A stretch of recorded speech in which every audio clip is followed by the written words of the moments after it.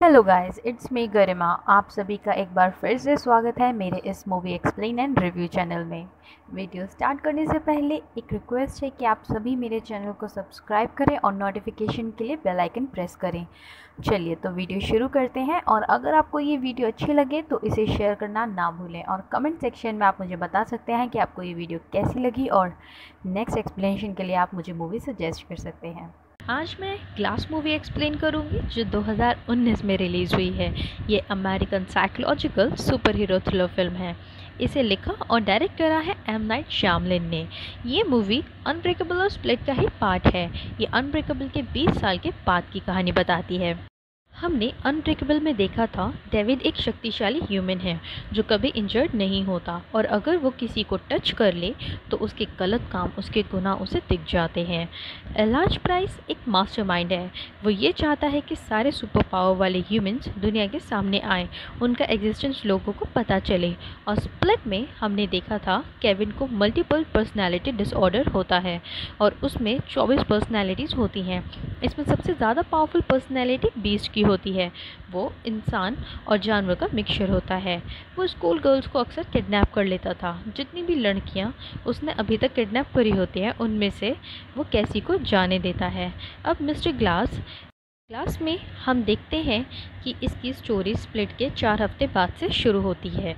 यहाँ डेविड और उसका बेटा एक साथ मिलकर अब लोगों को बचाते हैं। डेविड को अपने बेटे से पता चलता है केविन के बारे में कि उसको दिमागी बीमारी है और उसने फिर से कुछ लड़कियों को स्कूल से किडनैप करके एक वेयर हाउस में रखा होता है। जब डेविड उनको छुड़वाने जाता है तब उसका एनकाउंटर होता है केविन की 24वीं पर्सनालिटी द बीस्ट से। इन दोनों में काफ़ी बुरी तरह झगड़ा होता है और ये लोग लड़ते लड़ते बिल्डिंग से नीचे गिर जाते हैं और बाहर रोड पर लड़ते हैं। तभी पुलिस की गाड़ियाँ आ जाती हैं और इन दोनों को पकड़ लेती हैं किसी तरीके से और मेंटल इंस्टीट्यूट में रख देती हैं, जहाँ पर इलाज प्राइस भी होते हैं जो मिस्टर ग्लास हैं। वो वहीं पर एक व्हीलचेयर पर पड़े होते हैं और डेविड उनका सबसे बड़ा दुश्मन होता है। आगे हम देखते हैं इन तीनों को एक ही रूम में लाया जाता है। वहाँ इनसे मिलती हैं डॉक्टर एली स्टेपल। ये मेंटल इंस्टीट्यूट की हेड होती हैं और ये खासकर उनका इलाज करती हैं जो खुद को सुपर हीरो या सुपर ह्यूमन मानते हैं। वो केविन, डेविड और मिस्टर ग्लास को समझाती हैं कि तुम लोग बिल्कुल नॉर्मल लोगों की तरह ही हो, तुम्हारे पास कोई पावर्स नहीं है, ना ही तुम कोई सुपर हीरो हो।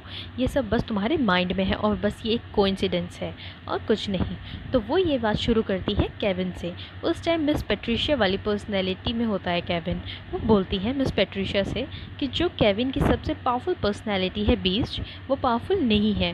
वो बताती है जब हमने केविन का कंप्यूटर चेक करा था उसमें हमें बहुत सारी वीडियोज़ मिली थी जैसे रॉक क्लाइंबिंग कैसे करते हैं और ऐसे ही केविन ने क्लाइंबिंग सीख ली। इस वजह से बीस्ट भी दीवारों पर चढ़ सकता है। मिस पेट्रिशिया बोलती हैं कि ये बात अगर मैं मान भी लूँ तब भी बीस्ट ने अपनी छाती पे गोलियां खाई हैं और सलाखें भी तोड़ दी थी जो कोई भी नॉर्मल ह्यूमन नहीं कर सकता।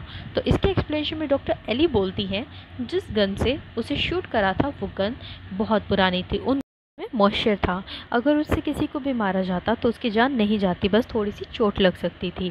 और वह सलाखें तो 100 साल पुरानी हैं जिन पर मैंने भी थोड़ा सा ताकत लगाई और उन्हें तोड़ दिया था। ये सब सुनकर पेट्रिशा का बिलीफ भी बीस्ट पर से थोड़ा कम हो जाता और वो सोचने लगती है कि ऐसा हो सकता है क्या कि बीस्ट पावरफुल नहीं है। और वो ऐसा इसलिए कर रही थी कि वो सबको ये विश्वास दिलाना चाहती थी कि वो लोग बिल्कुल नॉर्मल लोगों की तरह ही हैं, वो कोई सुपर हीरो नहीं है। और वो ऐसा इसलिए करना चाह रही थी कि उन लोगों को ऐसा लगे कि उनको कोई मेंटल प्रॉब्लम है जिस वजह से वो ऐसा सोच रहे हैं, ऐसा कर रहे हैं। डेविड को ये सब कुछ बिल्कुल भी सही नहीं लगता क्योंकि उसको उसके सबसे बड़े दुश्मन मिस्टर ग्लास के साथ बैठा रखा होता है। वो डॉक्टर एली से हाथ मिलाने को कहता है तो वो हाथ नहीं मिलाती, बस बात हंसकर टाल देती है। डॉक्टर एली यहाँ डॉक्टर होने के साथ साथ गवर्नमेंट ऑर्गेनाइजेशन के लिए काम कर रही होती हैं। उसका काम ये होता है जो लोग खुद को सुपर हीरो कहते हैं उनको ढूंढकर उनको कन्विंस करे कि वो नहीं है कोई सुपर हीरो। अगर वो नहीं मानते तो उनको मार डालो, चाहे फिर वो अच्छे इंसान हो या बुरे, चाहे वो उन्होंने आज तक किसी की भी जान बचाई हो या नहीं, उन्हें मार डालो अगर वो ना समझें। उसका मानना ये था कि अगर कोई हीरो बनता है तो वहाँ पर विलन भी अपने आप बन जाते हैं और ये सब बहुत जल्दी बढ़ते हैं। सोसाइटी में प्रॉब्लम्स और ज़्यादा क्रिएट हो जाती है और इसका एक एग्जांपल है मिस्टर ग्लास। डेविड को उकसाते हैं और डेविड को हीरो बनाकर खुद को विलन मानते हैं। तो डॉक्टर एली का मेन काम यहाँ ये होता है कि वो ये सुपर हीरोज़ जो लोग खुद को समझते हैं वो उनको समझाएं और उनको समाज के सामने ना आने दें। एली ये ट्रीटमेंट कंटिन्यू रखती हैं और साथ ही साथ वो उनके फैमिली मेम्बर्स को भी कन्विंस कर रही होती हैं कि ये लोग सुपर हीरोज़ या पावरफुल लोग नहीं हैं, ये एक बीमारी है, बस एक मेंटल प्रॉब्लम है। क्योंकि अगर ये लोग ऐसे ही बढ़ते रहे तो ज़रूरी नहीं है कि ये लोग अच्छे होंगे, इनमें से कुछ लोग विलन भी हो सकते हैं। जैसे कि मिस्टर ग्लास, वो ह्यूमैनिटी के अगेंस्ट जाकर लोगों को मार डालते हैं। यहाँ हम देखते हैं मिस्टर ग्लास जो डॉक्टर के सामने तो बिल्कुल अपाहिज बने रहते हैं, वो सिर्फ एक नाटक होता है। फिर वो हॉस्पिटल में कंप्यूटर में से केविन की डिटेल्स निकालते हैं। तब उन्हें पता चलता है कि यहाँ पर उसमें केविन के अंदर अलग अलग पर्सनैलिटीज़ हैं और उनमें से सबसे ज़्यादा पावरफुल और ख़तरनाक बीस्ट की पर्सनैलिटी होती है। केविन और उसकी पर्सनैलिटी से जाकर मिलते हैं और एक प्लान बनाते हैं कि हम लोग यहाँ से भागकर बाहर जाएंगे और लोगों को अपने एग्जिस्टेंस का प्रूफ देंगे कि उनसे भी ज़्यादा पावरफुल लोग इस दुनिया में रहते हैं और इंसान ही है जो सबसे ज़्यादा कमज़ोर है। उसका प्लान होता है ये कि फिलाडेल्फिया में इस दुनिया की सबसे बड़ी बिल्डिंग का इनॉग्रेशन होने वाला होता है। मिस्टर ग्लास वहाँ केविन और उसकी पर्सनैलिटीज़ की हेल्प से मास किलिंग करने वाले होते हैं। इनमें से केविन की पर्सनैलिटी में से पेट्रिशिया, डेनिस, हेडविग और बीस्ट ये सब शामिल होते हैं। उसी रात जब सिक्योरिटी कम होती है तो जो आदमी मिस्टर ग्लास को उसके रूम में खाना खिलाने आया होता है वो उसे ही मार डालते हैं और वहाँ से निकल के वो केविन को भी वहाँ से भगाते हैं और वो डेविड के रूम के स्पीकर के थ्रू बताते हैं कि हम लोग ऑस्कर टावर जाने वाले हैं, वहाँ हम मास किलिंग करेंगे, तुम इस गेम के हीरो हो, तुम अगर वहाँ नहीं आए तो हज़ारों लोग मरेंगे। डेविड को समझ नहीं आता कि इसने केविन की पर्सनैलिटीज़ को कैसे मैनिपुलेट करा है और वो उसका फ़ायदा उठा रहा है। अब हम देखते हैं कि मिस्टर ग्लास अपनी फॉर्म में आ जाते हैं, वो अपनी कॉस्ट्यूम पहन लेते हैं और केविन की personality miss Patricia mister glass को लेकर लिफ्ट से जा रही होती हैं। मिस्टर ग्लास के कहने पर वो बेसमेंट से जाने लगती हैं। बेसमेंट में दो नर्स उन्हें पहचान लेती हैं और सिक्योरिटी को तुरंत ही अलर्ट कर देती हैं। अभी मॉर्निंग का टाइम होता है तो काफ़ी सिक्योरिटी वाले आ गए होते हैं, वो इनका पीछा करने लगते हैं और तभी पेट्रिशिया चेंज होकर बीच में बदल जाती है और इन लोगों को मारती है। हम देखते हैं कि मिस्टर ग्लास एक जगह पे जाते हैं, एक कंप्यूटर होता है वहाँ और वो उसमें कुछ प्रोग्राम सेट करते हैं। हमें ये आगे पता चलेगा कि उन्होंने इसमें क्या किया था। इसी दौरान पूरे हॉस्पिटल में सायरन बज जाता है और ये बीस्ट ग्राउंड लेवल पर आ जाता है जहाँ बहुत सारे सिक्योरिटी गार्ड्स उसे रोकने की कोशिश कर रहे होते हैं और वो उन्हें बहुत बेदर्दी से मारने लगता है। यहाँ डेविड को भी फील होता है कि उसे भी लोगों को बचाने जाना चाहिए और वो अपने रूम में लगे लोहे के बड़े से दरवाजे को तोड़कर बाहर आ जाता है और उसे एक खरोच भी तक नहीं आती। वो ग्राउंड पर जाता है, वहाँ देखता है बीस्ट लोगों को मार रहा होता है। बाहर आने पर उसकी लड़ाई बीस्ट के साथ शुरू हो जाती है। तभी वहाँ जोसेफ, कैसी और मिस्टर ग्लास की माँ ये लोग भी आ जाते हैं। ये सारा कुछ वो अपने सामने होता देख रहे होते हैं। बीस्ट और डेविड का झगड़ा काफ़ी देर से चल रहा होता है। बीस्ट डेविड को मारने के लिए पानी की टंकी में डुबाता है, लेकिन दोनों इतने पावरफुल होते हैं कि वो पानी की टंकी टूट जाती है और इसी वक्त जोसेफ यानी डेविड का बेटा बीस्ट के सामने आता है और उसे समझाने की कोशिश करता है कि मिस्टर ग्लास तुम्हें मैनिपुलेट कर रहे हैं। केविन को ये मल्टीपल पर्सनालिटी डिसऑर्डर इसलिए शुरू होता है क्योंकि केविन के फादर ट्रेन से जाते हैं और वापस कभी नहीं आए और उसे लगता है कि वो उसकी वजह से चले गए और ऐसे बहुत सारे दुख और रीजंस की वजह से उसकी अलग अलग पर्सनालिटीज़ बन जाती हैं उसे प्रोटेक्ट करने के लिए। इसलिए केविन की मेन पर्सनालिटी बीस्ट उसके फादर की यादों से सबसे ज़्यादा क्लोज होती है क्योंकि उसके फादर ट्रेन से ही गए होते हैं। ये बीस्ट जो इमेजिनेशन में होता है इसलिए वो भी ट्रेन यार्ड में ही रहता है। यहाँ डेविड का बेटा बीस्ट को बोलता है कि मिस्टर ग्लास तुम्हें मैनिपुलेट कर रहे हैं, तुम यानी बीस्ट जो पैदा इसलिए हुआ क्योंकि उसके फादर उसे छोड़ के गए थे, बट ये सच नहीं है। जिस ट्रेन में तुम्हारे फादर बैठे थे उसी ट्रेन में मेरे फादर भी बैठे थे ऑलमोस्ट 20 साल पहले और उस ट्रेन का एक्सीडेंट मिस्टर ग्लास ने करवाया था क्योंकि उसे एक सुपर हीरो ढूंढना था और उसी ट्रेन में सारे लोग मर जाते हैं, तुम्हारे फादर भी, और जो तुम्हारे फादर की मौत का कारण है वो मिस्टर ग्लास ही है। अब एक फुटेज दिखाते हैं और एक ही ट्रेन में डेविड और केविन के डैड होते हैं। ट्रेन क्रैश में सब मर जाते हैं, सिर्फ डेविड ही बचता है अपने सुपर पावर्स की वजह से।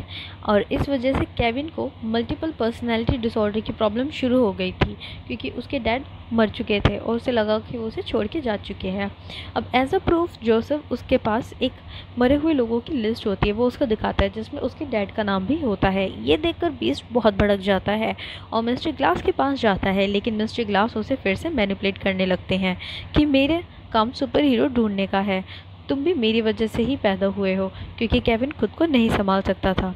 ऐसे ट्रिक करते हैं वो उसे, लेकिन बीस्ट समझदार होता है और वो बोलता है कि मेरा एग्जिस्टेंस इस वजह से है क्योंकि मुझे केविन को प्रोटेक्ट करना था और उसकी सिचुएशन के ज़िम्मेदार सिर्फ तुम हो। और स्टोरी यहाँ से बिल्कुल पलट जाती है और बीस्ट मिस्टर ग्लास को मारने लगता है। वो 2-3 बार पूरे दम से मिस्टर ग्लास को मारता है और मिस्टर ग्लास की सारी हड्डियाँ टूटकर चकनाचूर हो जाती हैं। बीस्ट अब भागने वाला ही होता है कि तभी उसे कैसी रोक लेती है, उसे गले लगाती है और उसे शांत करने की कोशिश करती है। तभी हम देखते हैं कि बीस्ट अचानक से चला जाता है और उसकी जगह केविन आ जाता है। वो दोनों बात कर रहे होते हैं कि तभी इस ऑर्गेनाइजेशन के लोग केविन को गोली मार देते हैं और वह वहीं मर जाता है। कैसी को बहुत दुख होता है, उसका हार्ट ब्रेक हो जाता है, क्योंकि वो कहीं ना कहीं केविन से प्यार करने लगती है और वो ये चाहती थी कि उसकी बीमारी सही हो जाए। वहीं दूसरी तरफ डेविड अधमरी हालत में पड़ा होता है, क्योंकि कितना भी मारने पर भी वो नहीं मर सकता था, लेकिन उसकी कमज़ोरी होती है पानी।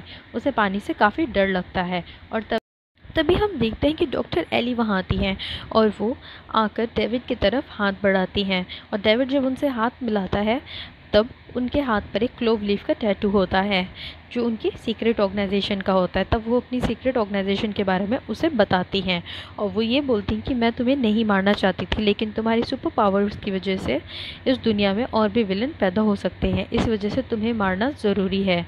और तभी कुछ लोग आते हैं उसी ऑर्गेनाइजेशन से और डेविड का सिर पानी में डुबाकर उसे मार देते हैं और उन लोगों के हाथों पर भी वही क्लोव लीफ का टैटू होता है, यानी वो लोग भी इसी ऑर्गेनाइजेशन का पार्ट होते हैं। वो मिस्टर ग्लास के पास जाती हैं, जो ज़ख्मी हालत में ज़मीन पे पड़े होते हैं। उसकी माँ उनके पास बैठकर रो रही होती है। तभी डॉक्टर एली वहाँ आती हैं और वो उन्हें बताती हैं कि किस तरीके से उनके ऑर्गेनाइजेशन सुपर हीरोज़ या पावरफुल लोगों को मार डालते हैं। मिस्टर ग्लास ये सब सुनकर स्माइल करते हैं और उसकी माँ रोने लग जाती है और वो अपनी माँ से बोलते हैं कि माँ रो मत, ये तो बस सिर्फ शुरुआत है, हमें आगे पता चलेगा उन्होंने ऐसा क्यों बोला था। तो अब इन सबको मार डालने के बाद, जैसे कि इस ऑर्गेनाइजेशन का काम होता है कि अगर कोई तुम्हारी बात ना माने और वो अपनी सुपर पावर्स छोड़ के नॉर्मल ज़िंदगी नहीं जीते तो उन सबको मार डालो। तो डॉक्टर का मिशन यहाँ पूरा हो जाता है। अब वो हॉस्पिटल में जितने भी कैमरे क्लिप्स होती हैं उन सबको डिलीट करती हैं और ये एक सीक्रेट मिशन होता है। ये बात वो दुनिया के सामने कभी नहीं लाने वाली होती हैं और वो अपने स्टाफ से बोलती हैं कि ये बात वो किसी को भी ना बताएं और अपने ऑर्गेनाइजेशन में जाकर बोलती हैं कि मिशन कंप्लीट हो गया है और अब मैं नेक्स्ट मिशन के लिए तैयार हूँ। उसी दिन शाम को वे कॉमिक बुक में जाती हैं कुछ काम के लिए और वहाँ 2 बच्चों की बातें सुनती हैं। वो 2 बच्चे बोल रहे होते हैं कि इस कॉमिक में जो हीरो है वो मास्टरमाइंड है, वो लोगों को अपनी उंगलियों पर नचाता है, लेकिन उसका असली प्लान किसी को भी नहीं पता चलता। ये सब सुनकर एली शॉक हो जाती है। सबको मिस्टर ग्लास का असली प्लान समझ में आता है। जब मिस्टर ग्लास और बीस्ट नीचे बेसमेंट में जा रहे होते हैं तब हम देखते हैं कि मिस्टर ग्लास कंप्यूटर में कुछ प्रोग्राम सेट करते हैं। वो एक्चुअल में उनकी सिक्योरिटी सिस्टम को हैक करते हैं। कैमरे की सारी फुटेज अपनी प्राइवेट साइट पर भेज देते हैं। जो डेविड और बीस्ट की बीच की फ़ाइट होती है, जैसे डेविड लोहे का दरवाज़ा तोड़ता है, ये सारी फुटेजेस वो अपनी प्राइवेट साइट पर भेज रहे होते हैं। मिस्टर ग्लास नहीं जाने वाले थे, वो जानबूझकर केविन और डेविड को लड़ने पर मजबूर करते हैं, जिससे कि ये सब कुछ कैमरे पर रिकॉर्ड हो जाए, इनकी सारी पावर और कैपेसिटी दुनिया के सामने एक्सपोज हो जाए। यही चाहते थे कि हीरोज़ के एग्जिस्टेंस का सबको पता चल जाए। इस दुनिया में इंसानों से ज़्यादा पावरफुल लोग हैं, उनको ये पता चलना चाहिए और ऐसे पावरफुल लोगों को छिपने की या छिप कर रहने की कोई ज़रूरत नहीं है। ये सब देखकर डॉक्टर एली शॉक हो जाती हैं, क्योंकि अब दुनिया को ये सब कुछ पता चल जाएगा और उसके ऑर्गेनाइजेशन का मिशन बहुत बुरी तरह फेल हुआ होता है और अब सुपर हीरोज़ बाहर आएंगे और मूवी मिस्टर ग्लास के इस स्टेटमेंट के साथ ख़त्म हो जाती है कि it's a beginning of a new universe, यानी एक नई दुनिया की शुरुआत। मुझे इस इस मूवी में जब एंड में टर्निंग पॉइंट आता है, जब मिस्टर ग्लास का रियल प्लान रिवील होता है, वो बहुत ही इंटरेस्टिंग पार्ट था मेरे लिए। और कैसे मूवी एक ट्रैक पे चलते चलते एंड में पता चलता है इसमें मास्टरमाइंड तो कोई और